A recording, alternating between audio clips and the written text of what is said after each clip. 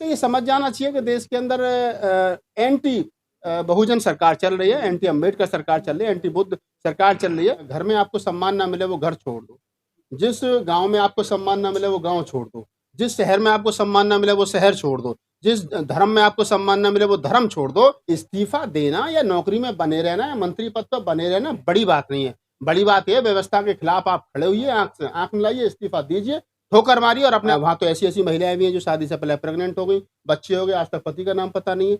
वो दुनिया अलग है। या ऐसी भी महिलाएं हैं जो क्लास 1 अफसर हुआ करती थी, उन्होंने नौकरी को रिजाइन देकर के घर संभाला और पति जो है वो चाहे 4th क्लास की नौकरी में था, उससे कहा कि तू काम कर।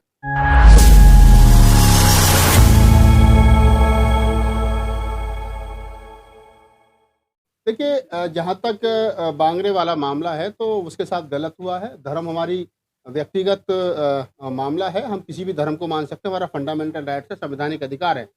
तो सरकार ने जो उसके साथ किया है वो गलत किया है। इसके लिए तो हम कहते हैं कि तमाम बहुजन समाज के एक्टिविस्ट को, पत्रकारों को, साहित्यकारों को, कवियों को, जो लोग बोल सकते हो, जो लोग लिख सकते हैं, उनको बोलना चाहिए, लिखना चाहिए। सरकार ने गलत किया है। जहाँ तक दूसरा सवाल आपने ज्योति मौर्य वाला किया है, किया, तो उसमें मैं एक बात यहाँ बता देता हूँ आप लोगों को कि ज्योति मौर्य ने जो किया है और जो अभी तक सोशल मीडिया के माध्यम से हमारे जैसे लोगों के पास खबरें आ रही हैं, उसमें ज्योति मौर्य भी कहीं ना कहीं गलत है। ज्योति मौर्य गलत इसलिए है कि वो जिस प्रकार से उसने उसका जो एक वीडियो वायरल हो रहा है अपने पति के साथ बातचीत करते वक्त, और एक विशेष जाति को वो टारगेट करके गालियां दे रही है। तो आप, ऐसा नहीं है कि आप काम कोई भी कर सकते हैं, किसी भी जाति से हो सकते हैं, लेकिन आप विशेष जाति को भंगी कह करके और बस इस प्रकार से कहें तो उस पर तो मतलब सही मायने में वो ओबीसी महिला है, मौर्य समाज से आती है, तो उस पर तो अगर चाहे तो SC/ST एक्ट भी लगना चाहिए। क्योंकि आप शेड्यूल कास्ट में जो वाल्मीकि समाज है, जिसको भंगी कहा जाता है, उसको आप सीधे सीधे टारगेट पर ले रहे हो, तो ये मामला तो SC/ST एक्ट का भी बनता है।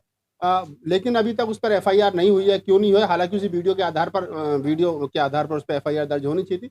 तो दोनों मामले में भिन्नता है।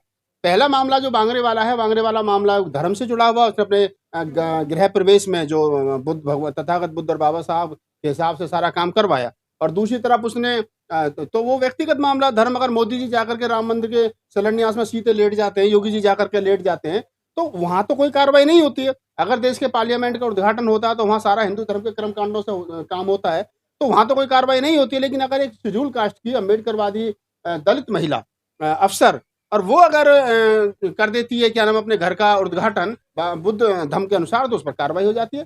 तो इससे ये समझ जाना चाहिए कि देश के अंदर एंटी बहुजन सरकार चल रही है, एंटी अम्बेडकर सरकार चल रही है, एंटी बुद्ध सरकार चल रही है।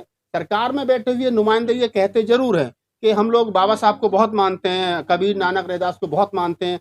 अब वो कितनी मानते हैं आप ये समझ सकते हो बांगरे वाले मामले से, कि अगर कोई महिला अपना गृह प्रवेश बुद्ध धर्म के अनुसार कर लेती है तो वो निशाने पर आ जाती है और उसको इस्तीफा देना पड़ता है। लेकिन बांगरे ने जैसे इस्तीफा दिया था, एक तो नौकरी वैसे ही नहीं है देश में SC लोगों के लिए, वो नौकरी को त्याग रही हैं, ये उनका निर्णय कैसे देखते हैं? बाबा साहब डॉक्टर अम्बेडकर की कोटेशन है। बाबा साहब ने कहा था कि जिस घर में आपको सम्मान ना मिले वो घर छोड़ दो, जिस गांव में आपको सम्मान ना मिले वो गांव छोड़ दो, जिस शहर में आपको सम्मान ना मिले वो शहर छोड़ दो, जिस धर्म में आपको सम्मान ना मिले वो धर्म छोड़ दो।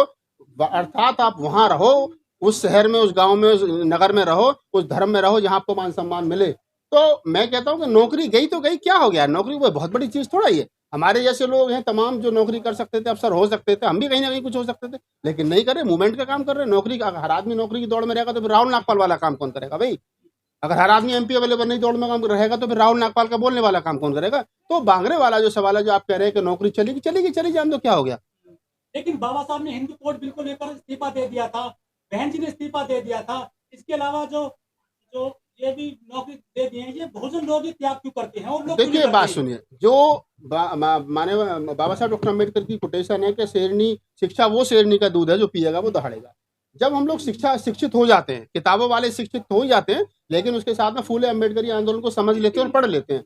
तो मैं ये समझता हूँ कि जब हम शिक्षित हो जाते हैं और बाबा साहब के बताए हुए मार्ग को पकड़ लेते हैं, तो ये कोई बहुत बड़ी बात नहीं है कि हम लोग इस्तीफा दे दें। बाबा साहब ने दिया, बहन जी ने दिया, बांगरे ने दिया, और कितने लोग हैं, मान्यवर साहब काशीराम इस्तीफा दे करके मूवमेंट चलाने के लिए आए। अभी हाल ही में मान्य KP चौधरी साहब ने जो है वो अपनी क्लास 1 की नौकरी से इस्तीफा दे करके मूवमेंट चला रहे हैं। तो बहुत सारे ऐसे लोग हैं जो नौकरियों में थे और उन्होंने इस्तीफा दिया और मूवमेंट के लिए काम कर रहे हैं। तो बांगरे ने अगर इस्तीफा दिया है, उनका इस्तीफा अगर स्वीकार कर लिया है सरकार ने, और अगर वो नौकरी नहीं करना चाहती हैं ऐसी घुटन वाली व्यवस्था में, तो अच्छा, स्वागत है उनका, स्वागत करते हैं। आए मूवमेंट में, हमारे कंधे से कंधा मिला करके काम करें। जो महिला खिलाड़ी है वो अपने मेडल फेंकने जा रही थी गंगा जी में, लेकिन चौधरी ने उनको रोक लिया था कि मेडल मत फेंकिए। 10 लाख संख्या है दलितों के, क्या वो निशा बांगरी का इस्तीफा नहीं रोक सकते? जो दलित है बहुत सारे मैं कह रहा हूँ जरूरत क्या है रोकने की? राजेंद्र पाल गौतम ने इस्तीफा दिया मंत्री पद से, किसी ने रोका? नहीं रोका ना। वांगरे ने इस्तीफा दिया, किसी ने रोका? नहीं रोका ना।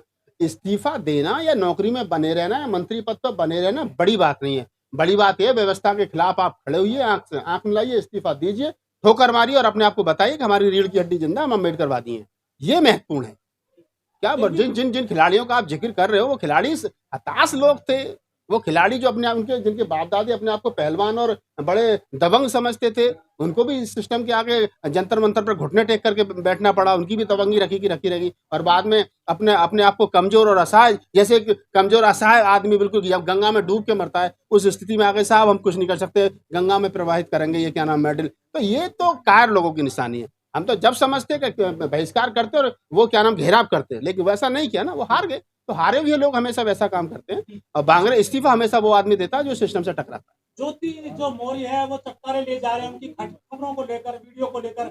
जो मनुवादी मीडिया है, मनुवादी लेकर बड़े मजे ले रहे हैं वो आज। नहीं देखिए, पहली बात तो ये है कि मैं बांगरे उसका ज्योति मौर्य वाला जो मामला है वो उसको आप जात मौर्य जाति से इससे मत देखिए।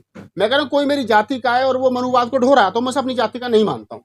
मेरी जाति का वो है जो बाबा साहब डॉक्टर अम्बेडकर, फूले, कबीर, नानक, रैदास, जो 2500 साल की हमारी विरासत है, उस विरासत को बेहतर तरीके से समझता हो, उस पर चलता हो, तो वो मेरी अपनी कम्युनिटी का है, अपने समाज का है। यानी मेरा रिलेशन उन लोगों से नहीं जिनसे मेरा ब्लड का रिलेशन है, मेरा रिलेशन उन लोगों से जिनसे मेरा वैचारिक रिलेशन है। तो हम वैचार की भाई, वैचार की पुत्र, वैचार की चाचा बनाने की कोशिश कर रहे हैं।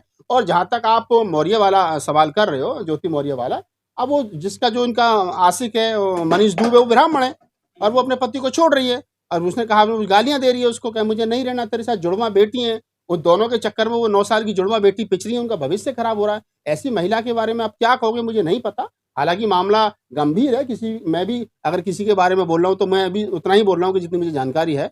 तो लेकिन हाँ, मैं ये कह सकता हूँ कि वो जो है वो गलत है, ज्योति मौर्य उसमें कहीं ना कहीं अभी तक गलत है। बाकी जांच जब होगी कौन सही है और कौन गलत है, पुलिस अपना काम कर रही है। धर्मेंद्र ने जो है एक मुस्लिम महिला से शादी करी थी, उसके लिए तो इतनी कभी चर्चा नहीं हुई। 2 शादी करी थी। मुस्लिम कहाँ थी हेमा मालिनी? तो मुस्लिम बन गए ना, वो तो मुस्लिम बन गए थे ना, मुस्लिम धर्म अपना कर मुस्लिम धर्म अपना कर। अब करो सवाल।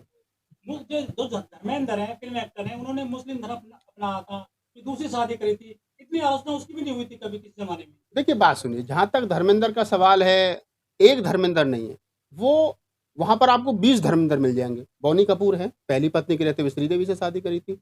और बहुत सारे लोग हैं वहां, तो ऐसी ऐसी महिलाएं भी हैं जो शादी से पहले प्रेग्नेंट हो गई, बच्चे हो गए, आज तक पति का नाम पता नहीं है।